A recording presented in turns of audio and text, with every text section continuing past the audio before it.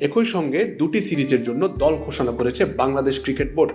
ঘরের মাঠে অস্ট্রেলিয়ার বিপক্ষে 3 ম্যাচের টি-20 সিরিজ এবং হারারেতে জিম্বাবুয়ের বিপক্ষে একমাত্র টেস্টের জন্য আলাদা দুটি স্কোয়াড ঘোষণা করা হয়েছে বৃহস্পতিবার।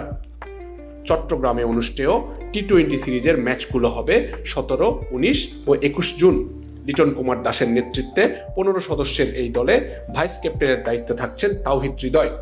অভিজ্ঞতা ও তারুণ্যের মিশেলে গড়া স্কোয়াডে পেস বিভাগে রয়েছেন তাসকিন আহমেদ, মুস্তাফিজুর রহমান, শরীফুল ইসলাম ও নাহিদ রানা। স্পিনে নাসুম আহমেদ, রিশাদ হোসেন, শেখ মাহাদি হাসান ঘরের মাঠে ক্যাঙ্গারুদের বিপক্ষে গুরুত্বপূর্ণ ভূমিকা রাখতে পারেন। অন্যদিকে 28 জুন শুরু হওয়া জিম্বাবুয়ে টেস্টে দলের নেতৃত্বে থাকছেন নাজমুল হোসেন শান্ত।